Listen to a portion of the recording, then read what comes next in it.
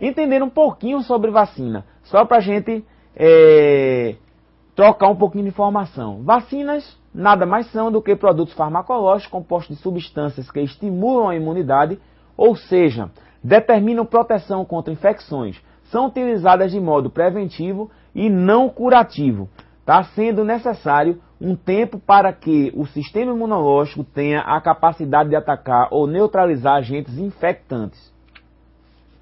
Entendendo mais um pouquinho sobre vacinas, algumas vacinas agem estimulando células de defesa e produzem anticorpos, e estas irão atacar os agentes agressores, imunidade humoral.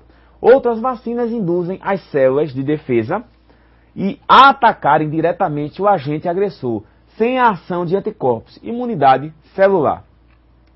Então, os tipos de imunidade, basicamente são duas, imunidade ativa e imunidade passiva.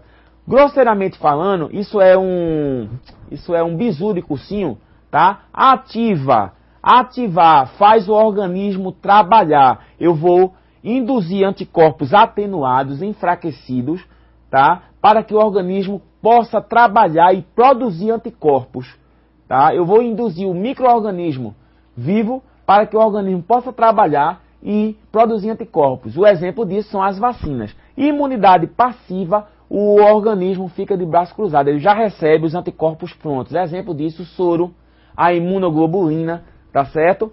Você já recebe os anticorpos prontinhos. Imunidade ativa ocorre quando há produção de anticorpos pelo organismo ao ser exposto a um determinado agente infectante, por ser natural. Pode ser natural, doença, por exemplo, uma vez que você teve sarampo, você não corre mais o risco, porque já adquiriu imunidade, tá? Ou através de vacinas. Em ambos os casos, o organismo irá reagir evitando o desenvolvimento da doença, por isso que eu digo ativo, tá? Imunidade passiva acontece quando as pessoas recebem anticorpos prontos, provenientes de seu próprio sangue ou de outros indivíduos. É o que ocorre na transferência de anticorpos maternos ao feto durante a gestação. A administração de anticorpos prontos está indicada para casos de indivíduos em que a vacinação esteja contraindicada ou para amenizar os sintomas de uma doença que já se estabeleceu. São conhecidos como imunoglobulinas. Observação, tá? Só para a gente concluir, está chegando ao fim mais essa aula.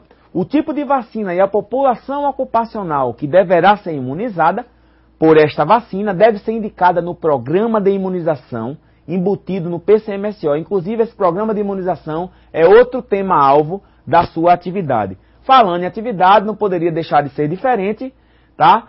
Lá vem ela. Mas primeiro a mensagem para você. Prevenir é uma arte que poucos dominam e os que dominam nem sempre sabem usá-la, tá?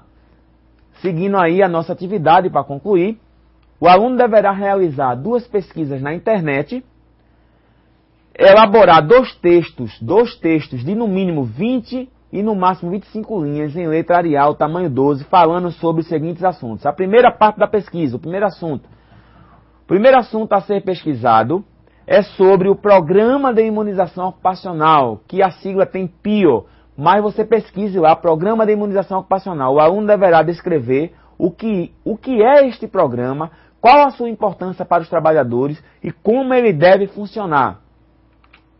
O segundo assunto da pesquisa.